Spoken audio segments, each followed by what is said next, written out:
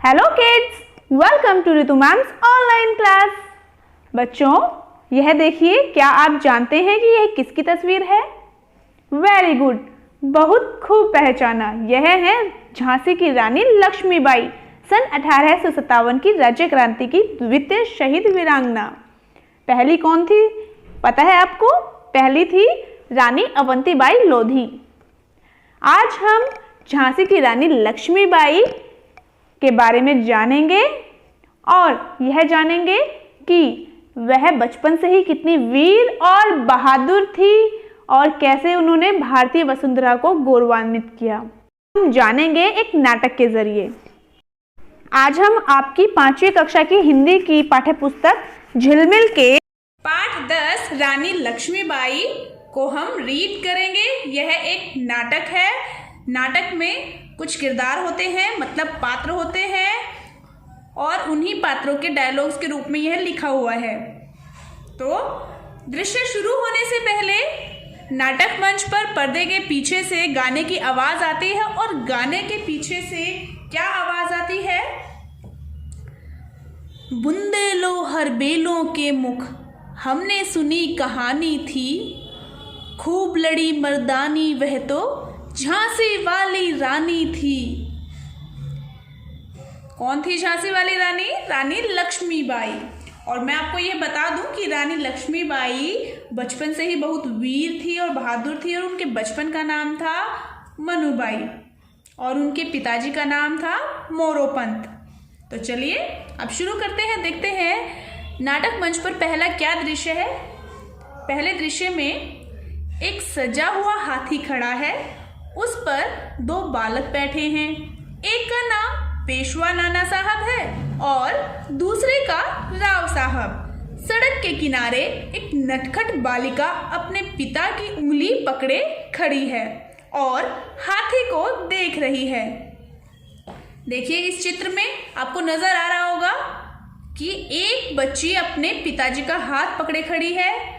यह पिताजी है किसके? रानी लक्ष्मीबाई के, मनुबाई के। बचपन में मनुबाई था रानी लक्ष्मीबाई का नाम। तो चलिए, अब ये किसका डायलॉग है? नाना साहब का। नाना साहब कहते हैं, ओ छबीली, हम हाथी पर चढ़कर जा रहे हैं। छबीली किसको कहा होगा? रानी लक्ष्मीबाई को, मनुबाई को। नेक्स्ट नेक्स्ट पेज नंबर 58 पर आ गए। अब देखो, अब मनुबाई क्या कहती है? मनुबाई कहती है, जरा ठहरो, मैं भी तुम्हारे साथ जाऊंगी, मुझे भी हाथी पर बिठाकर साथ ले चलो। अब नाना साहब क्या कहते हैं? यहाँ लिखा है हंसकर। इसका मतलब नाना साहब हंसकर कहते हैं, हम तुझे साथ नहीं ले जाएंगे। अब मनुबाई कहती है, तुम साथ नहीं ले जाओगे तो मैं दूसरे हाथी पर चढ़कर आ जाऊंगी। अब नाना साहब कहते हैं, आ जाना, और हाथी झूमता हुआ चला जाता है। अब मनुबाई कहती है, पिताजी, हम भी हाथी पर चढ़ेंगे। अब मोरोपंत कहते हैं, मोरोपंत कौन है? मनुबाई के पिताजी कहते हैं, बेटी मनु, हमारे पास हाथी कहाँ है? मनुबाई कहती है, नहीं, मुझे ये सब नहीं सुनना, बस हमें भी हाथी पर चढ़ाओ। इसमें लिखा है ब्रैकेट में, मचलती है, मतलब जैसे बच्चे मचलते हैं ना, आप भी जिद करते हो ना अपने मम्मी पापा से, नहीं मुझे ये चाहिए तो चाहिए, तो ऐसे ही मनुबाई भी करने लग जाती है।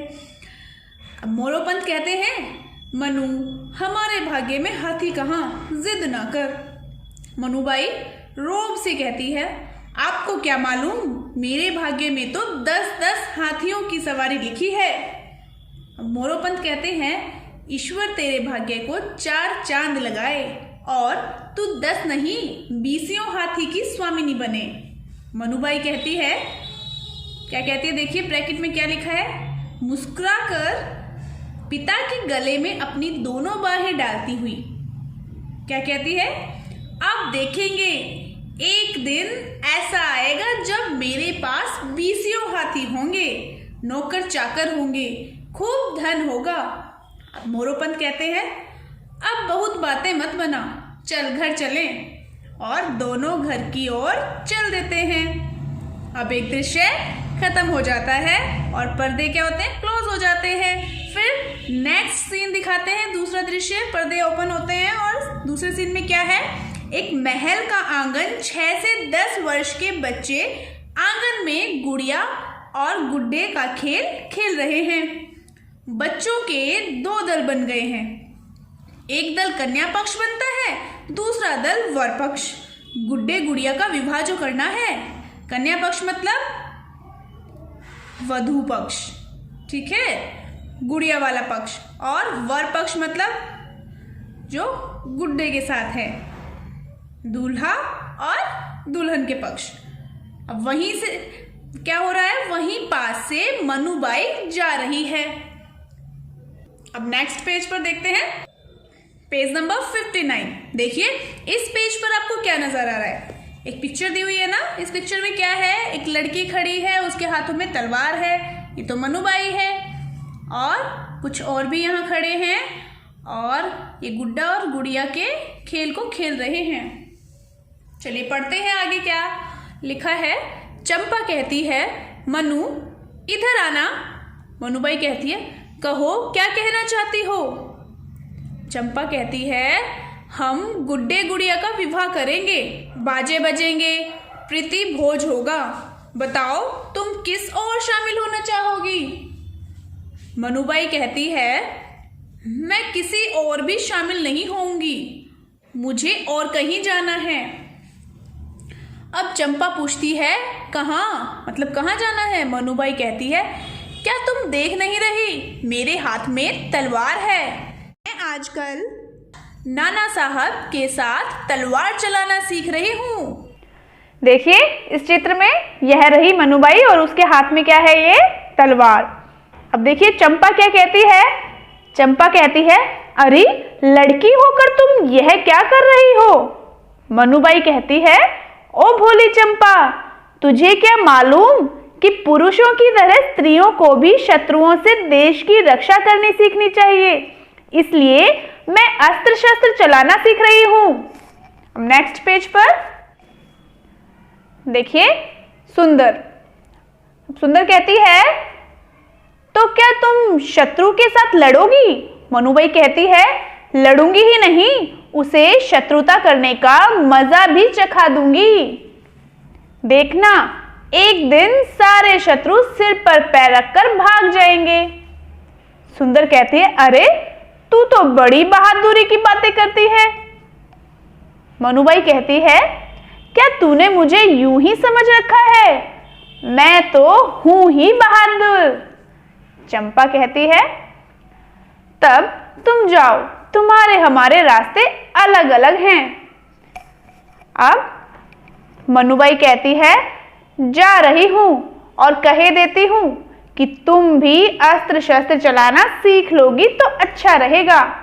अब मनुबाई तेजी से तलवार घुमाती हुई प्रसन्न मुद्रा में चली जाती है। यह दूसरा दृश्य खत्म होता है और तीसरा दृश्य शुरू होता है। तीसरे दृश्य में क्या है, देखिए युद्ध का मैदान है। एक और अंग्रेज लेफ्टिनेंट व सेना की टुकड़ी और दूसरी ओर लक्ष्मीबाई, नाना साहेब और कुछ अन्य योद्धा दिखाई देते हैं। और सूत्रधार कुछ पंक्तियां गाता है। क्या है वो पंक्तियां? हुई वीरता की वैभव के साथ सगाई, झांसी में ब्याह हुआ रानी बन आई लक्ष्मीबाई झांसी में। इनकी गाथा छोड़ चले हम झांसी के मैदानों में, जहां खड़ी है लक्ष्मीबाई मर्द बनी मैदानों में।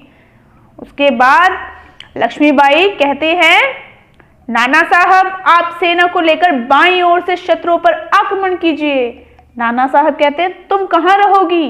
लक्ष्मीबाई कहती है, आप मेरी चिंता मत करो, जाओ शत्रु पर टूट पड़ो।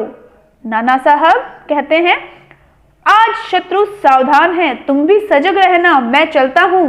और वहां से वो प्रस्थान कर जाते हैं, मतलब चले जाते हैं। लक्ष्मीबाई कहती हैं, राव साहब अपनी दाईं ओर से शत्रुओं को घेर लो, किसी शत्रु को जीवित मत छोड़ना। नेक्स्ट पेज पर पेज नंबर 61। फिर राव साहब क्या कहते हैं?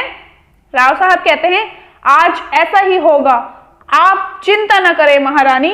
और वो भी वहां से प्रस्थान कर जाते हैं।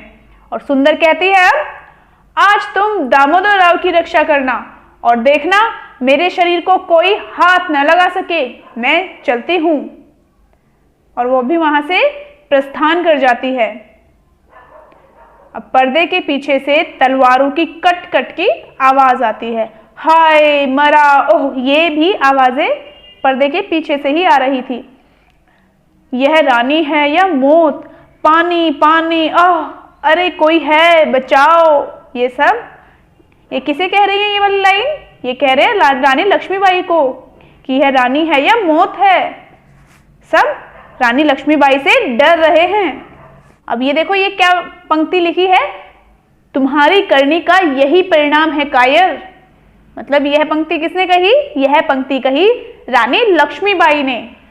अब मंच पर मुंह में लगाम और दोनों हाथों में तलवारें लिए रक्त से लथपथ रानी का आगमन होता है और रानी लक्ष्मीबाई कहती है, सुंदर, मेरा कर्तव्य पूर्ण हुआ।